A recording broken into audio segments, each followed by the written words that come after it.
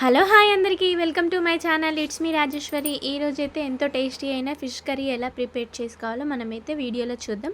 Video మొత్తం skip చేయకుండా పూర్తిగా చూడండి. చాలా ఈజీ ప్రాసెస్లో మనమైతే ఫిష్ కర్రీ ఎలా ప్రిపేర్ చేసుకోవాలో ఇప్పుడు ఫిష్ కర్రీకి మనం కావాల్సినవేవో వీడియోలో అయితే ఇప్పుడు చూసేద్దాం. ముందుగా అయితే ఫిష్ని తీసుకొని కొద్దిగా లావు ఉప్పు తీసుకొని బాగా కలుపుకొని మూత పెట్టేసి పక్కన ఉంచేయాలి. ఇలా పక్కన పెట్టిన తర్వాత మనమైతే పొయ్యి మీద ఒక బాండి పెట్టుకొని కొబ్బెర, మెంతులు, లవంగ, చెక్క, యాలకులు, ఒక ఆనియన్, జీలకర్ర ఇవన్నీ వేసుకొని మనమైతే వాటిని గోల్డెన్ కలర్ వచ్చే వరకు అయితే బాగా ఫ్రై చేసుకోవాలి.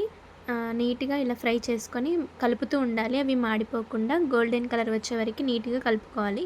ఇలా కలిపిన తర్వాత ఒక మిక్సీ గిన్నె తీసుకొని ఇందాక మనం వేయించుకున్నవన్నీ దీంట్లో వేసుకోవాలి. ఇలా వేసుకున్న తర్వాత మనం తగినంత అల్లం వెల్లుల్లి పేస్ట్ వేసుకోవాలి. తగినంత పసుపు, 2 టేబుల్ స్పూన్ కారం, కొంచెం ధనియాల పొడి కూడా యాడ్ చేసుకోవాలి. ఇప్పుడైతే మూత పెట్టేసి మనం మిక్సీ పట్టుకోవాలి. ఇలా మిక్సీ పట్టిన తర్వాత ఇలా కొంచెం మనకు మెదగదు కదా, సో అప్పుడు మనం ఏం చేయాలంటే కొంచెం చింతపండు నానబెట్టుకుంటాం కదా ఫిష్కి.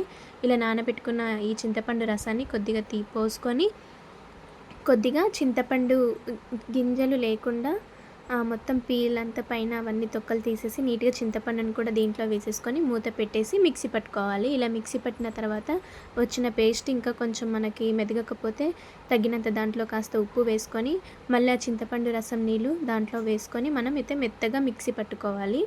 ఇలా వాటర్ పోసుకున్న తర్వాత మూత పెట్టేసి ఇప్పుడు మనం మిక్సీ పట్టిన తర్వాత వచ్చిన పేస్ట్ ఇలా మెత్తగా రావాలి. ఇలా మెత్తగా వస్తే చాలా బాగుంటుంది. ఇలా వచ్చిన తర్వాత మనమైతే ఫిష్లు ఇప్పుడు ఉప్పేసి మనం నానబెట్టుకున్నాం కదా, అవైతే నీట్గా క్లీన్ చేసుకోవాలి. ఒకసారి బాగా కడుక్కోవాలి. అది నీచు వాసన మొత్తం వెళ్ళే వరకు నీట్గా క్లీన్ చేసుకొని మనమైతే బాగా కడుక్కొని పక్కన పెట్టుకోవాలి. ఇలా పక్కన పెట్టిన తర్వాత ఒక ఆనియన్ తీసుకొని 2 మిర్చి తీసుకొని పొడుగ్గా సన్నగా ఇలా కట్ చేసుకొని మనం ఆనియన్ పచ్చిమిర్చి పక్కన పెట్టేసుకోవాలి.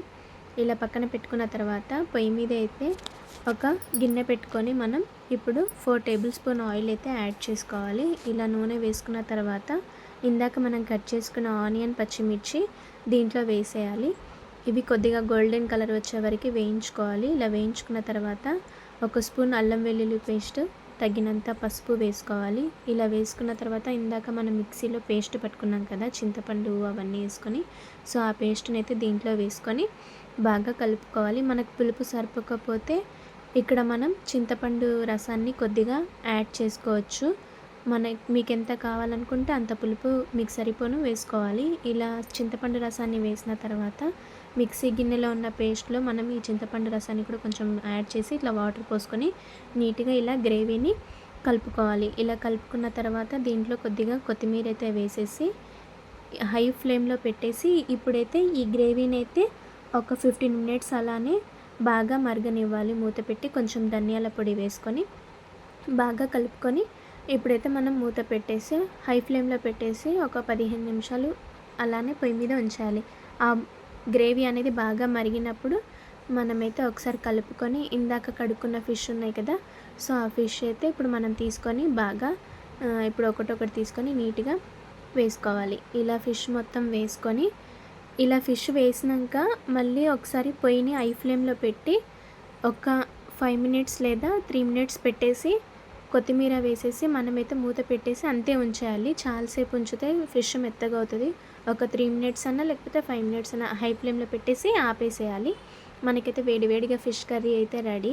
చాలా బాగుంటుంది. ఒకసారి సింపుల్ ప్రాసెస్లో ఇలా ట్రై చేయండి. చాలా టేస్టీగా ఉంటుంది.